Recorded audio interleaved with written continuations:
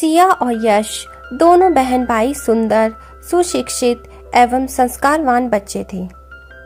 महेश जी एवं मनीषा जी की आंखों के तारे राज दुलारे थे। महेश जी अमीर तो नहीं थे, किंतु उच्च मध्यम वर्गीय परिवार था, अतः बच्चों को पालने में उन्हें कोई बात की कमी नहीं की, न बेटा बेटी में अंतर किया। बहुत ही लाड दुलार से उन्हें पाला।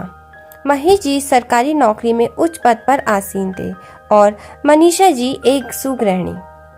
वह घर गृहस्थी बड़े ही सुचारू रूप से चला रही थी, साथ ही बच्चों को नैतिक शिक्षा देकर संस्कारवान जिम्मेदार नागरिक बना रही थी। देखते ही देखते 10 वर्ष बीत गए। बच्चों ने अपनी इच्छा अनुसार पढ़ाई पूरी करी। सिया ने कंप्यूटर साइंस में बीई की, जबकि यश मैकेनिकल इंजीनियर बना। दोनों का ही चयन लाखों के पैकेज पर कैंपस सिलेक्शन में ही हो गया।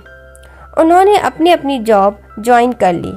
1 वर्ष बाद ही मम्मी पापा अपनी अंतिम जिम्मेदारी पूरी कर मुक्त होना चाहते थे, सो उन्होंने वर वधू की तलाश शुरू की। जल्दी हो उन्हें अनु के रूप में अपनी पुत्र वधू मिली।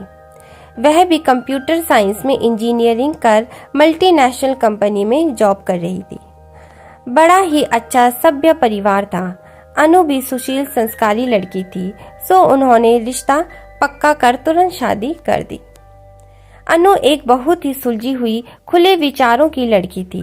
संस्कार एवं पारिवारिक मूल्य उसमें कूट कूट कर भरे हुए थे, सो परिवार में घुलने मिलने में उसे कोई कठिनाई नहीं हुई। वह सुबह ऑफिस जाने के पहले मनीषा जी का घर के काम में हाथ बटाती। शाम को ऑफिस से लेट हो जाने के कारण वह काम नहीं करवा पाती, तो उसे अच्छा नहीं लगता कि मनीषा जी अकेले ही सब काम करती हैं। वह अक्सर कहती, मम्मी जी शाम को खाना बनाने के लिए कुक रख लेते हैं, आप अकेली काम पर लगी रहती हैं, थक जाती होंगी, आपको थोड़ा आराम मिल जाएगा। मनीषा जी हंसकर बोलती, तू चिंता मत कर बेटा, अभी मेरे हाथ पांव चल रहे हैं, सो संभाल लेती हूँ। तेरे आने से पहले भी तो संभाल रही थी, अभी इतनी भी बूढ़ी नहीं हुई हूँ मैं। इस तरह हंसी खुशी परिवार मिलकर रह रहा था। महेश जी सिया के लिए भी एक ऐसा ही संस्कारी, समझदार, खुले विचारों वाला परिवार चाहते थे, जहाँ उनकी बेटी खुलकर सांस ले सके और उसका भविष्य सुखद हो। तभी उनके एक परिचित ने उन्हें एक परिवार के बारे में जानकारी दी। पिता सरकारी अफसर हैं, बेटा इंजीनियर है, किसी कंपनी में काम करता है। वे बोले, हमारे उनसे सीधा संबंध तो नहीं है, उनके बारे में जानकारी कर लें, यदि उपयुक्त लगे तो ठीक है। महेश जी ने जब उनके बारे में पता किया तो सबने तारीफ ही की कि अच्छे लोग हैं। महेश जी ने जब रिश्ते की बात चलाई तो वे सिया को देखने आए। सिया उन्हें बहुत पसंद आई। सिया और मनन ने भी एक दूसरे को पसंद कर लिया और शादी संपन्न हो गई। शुरू में तो सब ठीक ही रहा, किंतु 6 महीने बाद ही उसका असली रूप सामने आ गया। उन्हें शादी में मिले दहेज से संतुष्टि नहीं थी। आए दिन सास रचना जी उसे कम दहेज का ताना मारती।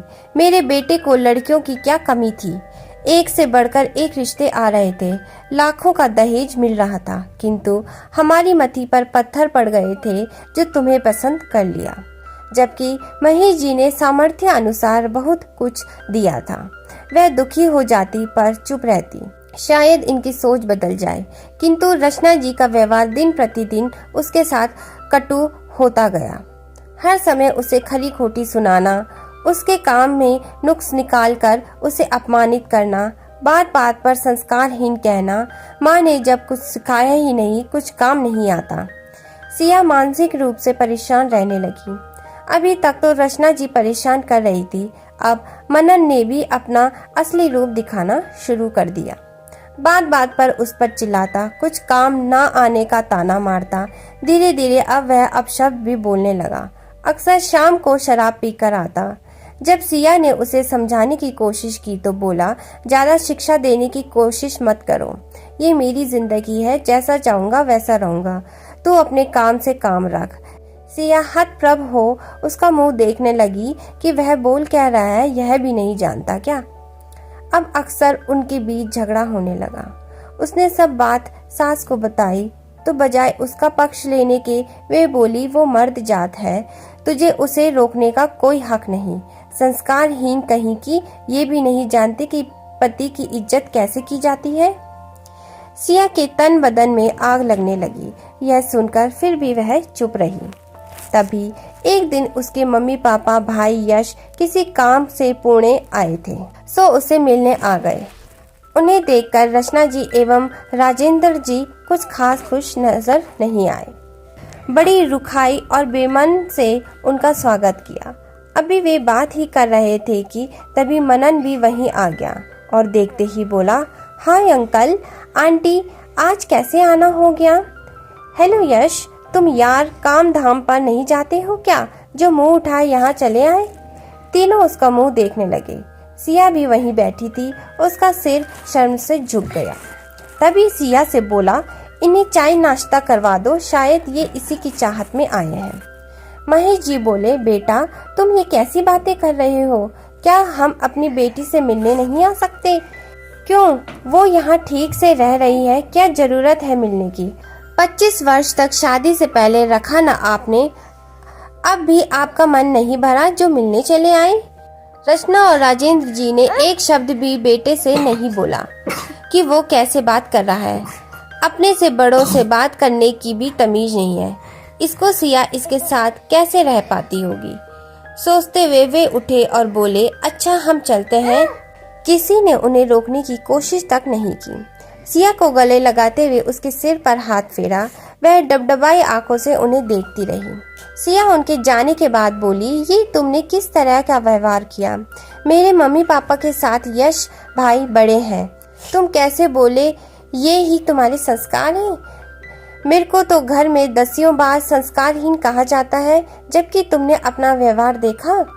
चुप कर, मेरे से अपनी बराबरी मत कर। मैं दामाद हूँ और तू बहू, तो तुम्हें यह अधिकार मिल गया कि तुम मेरे मम्मी पापा से बदतमीजी करोगी। रचना जी बोली, क्यों पति से जबान लड़ा रही है, वह दामाद है। सिया बोली, वाह क्या दोहरी मानसिकता है। मेरी समझ में यह नहीं आ रहा कि बहू संस्कारहीन है या दामाद। मेरे मम्मी पापा ने तो मुझे बहुत अच्छे संस्कार दिए, तो भी आप मुझे संस्कारहीन कहती हैं, जबकि आपने अपने बेटे को क्या सिखाया है। संस्कारहीन तो वह है। अगर यदि आप लोगों ने अपना रवैया नहीं बदला तो अब मैं यह सब नहीं सहूंगी। मुझे ही कोई निर्णायक कदम उठाना होगा। अब यह आप पर निर्भर करता है कि यह रिश्ता आगे चलाना है या नहीं। सोच ली। दोस्तों, अगर आपको हमारी कहानियाँ पसंद आती है तो चैनल को लाइक शेयर और सब्सक्राइब जरूर करें और कमेंट करके हमें ज़रूर बताएं कि आपको हमारी कहानी कैसी लगी।